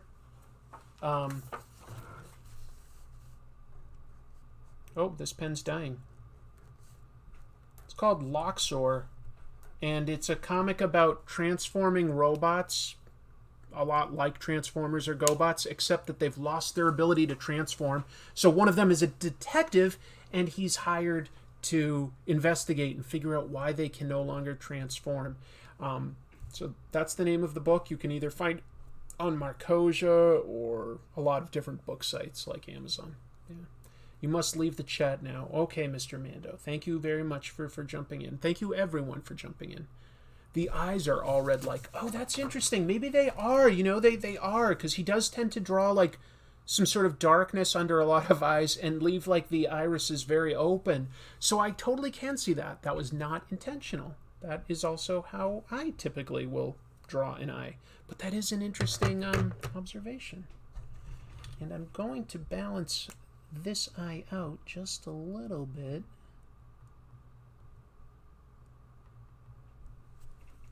No relation, but of course I am a fan. Very cool. Very cool. When do you think Saga will be back?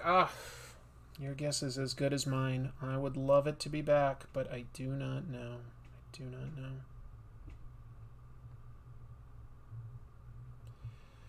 I will read anything by Mr. Brian K. Vaughan, though. One of my favorites. One of my absolute favorites. He's fantastic. Oh, wow, super chat. Thanks, H. Chris. Cool name. Thanks for being the best comic YouTuber who doesn't constantly talk about politics. You seem to actually enjoy comic books. I do, and I really appreciate that in your content. Well, thanks for the kind words. All I care about is analyzing a good story, and I think that there's a lot of great comics out there that are worthy of analysis. And maybe I can help somebody discover something new that they didn't know about, or maybe I can help somebody appreciate something they've read on another level. Darkhawk is so underrated. Darkhawk has a cool look. Darkhawk doesn't necessarily have the most interesting character, because what can we say about Chris, the guy that is Darkhawk? Who is he? What does he want? Does anyone even out there remember his last name? I'm checking out now. I'm about to check out too, everybody. Aside from All Red, I see Paul Pope type inking. Well, I do respect Paul Pope a lot, so yeah, it could subconsciously filter in. It really could. I think I'm probably going to call it here for tonight. Let me zoom out just a little, actually, so that you can see things. Congrats on getting vaccinated, Lazarus. That's great news. Hopefully everyone out there is close to getting their second vaccine or has already gotten their second vaccine. I'm getting my second one in just over a week. Pretty excited about that. But get your vaccine. It's not about protecting yourself. It's about protecting everyone around us in society. It's about the more people that are vaccinated, the less chance we have for variants to be created and mutate and spread and infect, elderly or even us if we're vaccinated. So it's really important we all get vaccinated. Yeah, so I think I'm going to call it here, folks. I'm so grateful that some people jumped into the chat. This is the beginning of a Red Sonja. Looking at it on screen, yeah. See, I when I draw, it's sort of at an angle, and then when I put it flat, I feel like I don't know. It just looks flat in the back. Wow, a super chat before I end. Hey Chris, I love your content so much. I just picked up Bendis' run on Daredevil, which you talked about in one of your episodes. One of my early episodes, that's true, very early. About Daredevil, what are your thoughts on the Charlie Cox rumors in No Way Home? I have trouble believing them, but I want them to be true. I would say that of the Netflix shows, Daredevil was the best, and it was in large part because of the casting. I thought Charlie Cox was great, and I thought Vincent D'Onofrio's Kingpin was amazing. Oh, another super chat I just want to thank real quick. Chris Sears, thank you. Good name. Thank you, Chris. And I want that to be true. It would be so cool. It sounds like it would fit. I would love to see Spidey with one of the superheroes that's his friends, or just that relationship in general. Spider-Man is best friends with guys like Human Torch and Daredevil. I would love to see him hanging out and just being a buddy with that. I also really like Iron Fist and Luke Cage being a duo. Now, we got to see them meet each other and stuff, but I would have loved a show that was just Heroes for Hire. That should have been the show. That or, Daughters of the Dragon or something. It shouldn't have been solo shows. Too late now, but, yeah, I love the idea of a duo. There's not many of those. There's, in DC, there's a superhero and a sidekick, like Batman and Robin, right? But there's not too many duos, where two established superheroes just work together all the time. Like Luke Cage and Iron Fist. That's a pretty unique one. That's a pretty good one. Anyway, I'm taking off, folks. This was a lot of fun chatting comics and drawing, but I need to eat something or other. I'm getting lightheaded. Thanks for all the great questions, the super chats. I am currently editing Comic Tropes, so in a few days you should have a new episode. I'm excited to share that with all of you, and get right back into work on the next one. So expect that soon. I'm going to take off until I see you next